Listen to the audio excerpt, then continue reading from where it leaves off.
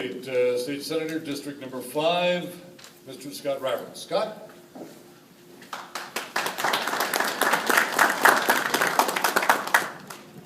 Hi, thank you for coming this afternoon. And after James Buchel spoke, or during his speech, I was looking around for an AED, and I thought Dr. Bueller and I might have to do a little CPR. There's a man that's passionate, and we're all passionate for what our beliefs are. For those of you who are not familiar with my background, I'm an oral and maxillofacial surgeon, and it's a specialty of dentistry. I kind of have 1 foot in dentistry, 1 foot in medicine, and 1 foot in anesthesia. And as a specialist, and I actually ran in 2010 for the House. We have the triage. We're in the emergency room, and there's a trauma victim, and the patient has head trauma. There's hemorrhaging. There's potential nerve damage, and you have to quickly make a decisive decision on how to triage this patient. Well, we're sick here in Oregon, and we're sick with our economy, our high unemployment rate, our poverty, our poor education system. There's so many things that we all need to address. Our leaders, locally, from commissioners, school boards, mayors, state legislators, attorney generals, governors. We have a big obstacle, big hill to climb. Many people ask, well, Dr. Roberts, you're a young surgeon. Are you going to get rid of your practice? Well, I'm not getting rid of my practice, but I thought, as a father of 4 young kids, they're my motivation, and their friends are my motivation to get in this race. We need leaders that have the background and experience. If we're going to talk about helping our economy and helping job creation, well, we need people that have been creating jobs and been involved in the economy firsthand. As a private practice owner, I don't work for a hospital, I don't work for a program, I don't work for an HMO, I work for myself. I've had a practice for 14 years. And my main practice in North Bend. I also have a satellite practice in Florence. Driven part of my district many times over this decade. It's a beautiful area.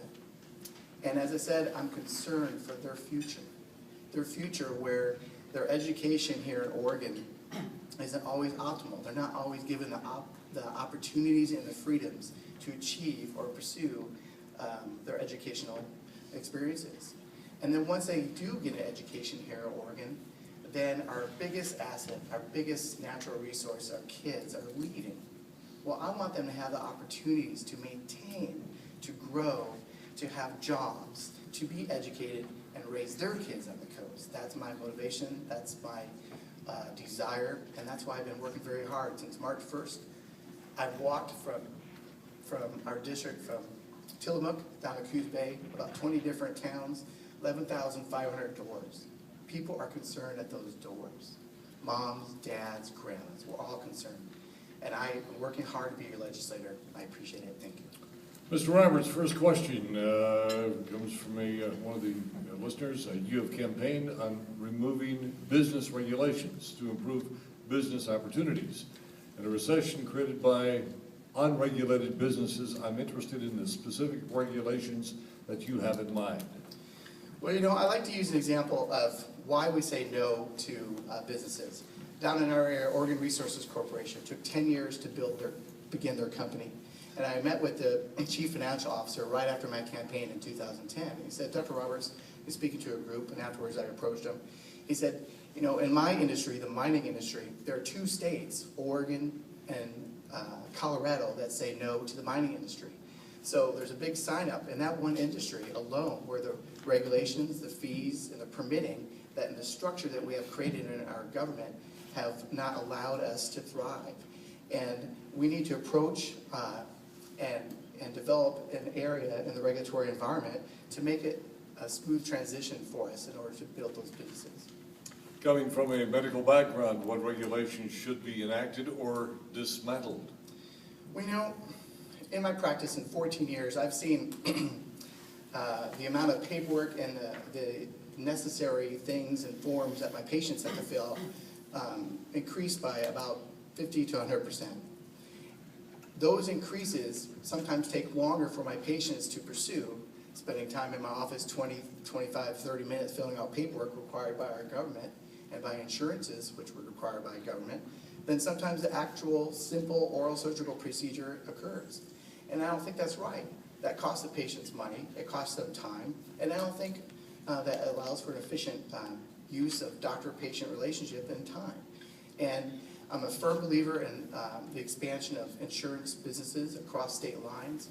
These are private sector approaches. I'm a firm believer of increasing the amount of health savings accounts here in the United States. They're an effective use of our resources. They are a cost-effective use of our resources, and they go further than what our government is trying to put in place currently. And your final question, sir, my favorite question of the afternoon. Name an issue where you will break with your party for the good of the Oregon coast. Well, the one issue that comes to mind is I saw the legislators, both in the Senate and in the House, the Republicans vote for Marine reserves. And I have not been an advocate for that. And those are my representatives down in the southern part of our district. I feel there are enough burdens in front of our fishermen and our natural resource people in that arena that they have put their foot in the regulatory process in our ocean, and I think the expansion is only going to increase. We already had some marine reserves. I didn't think a further expansion of marine reserves would be productive for us on the coast. And if we're going to have this political rhetoric saying we're for jobs and we're going to cut out one entire industry potentially, then I don't think that's right. And so I disagreed with them. Bruce Hanna, when I was running for the House, I made it very clear to Representative Hanna, I will only vote for legislation that is effective for our district and not for the Republican Party. And he was fully aware of it, so was Senator Ted Farrelly, who's in charge of the Republican Senate. I want to do what's right. We need solutions. And sir, you have 1 minute for a final summation of your candidacy. Well, I encourage everybody, you know, most of you I don't know. And if you'd like to learn more, I encourage you to call me. When I've been going door to door, I put my phone number on my brochure. You know, people are really surprised. Wow, politicians put a phone number there. And I encourage you to go to my website. My website, I wrote on 3 issues that I think are important for us as Oregonians. One is healthcare, one is jobs and economy, and one is education. I got in this race because I'm concerned about my kids' education. I feel they deserve better. I spent 7 hours on writing that. That wasn't some political consultant put it there.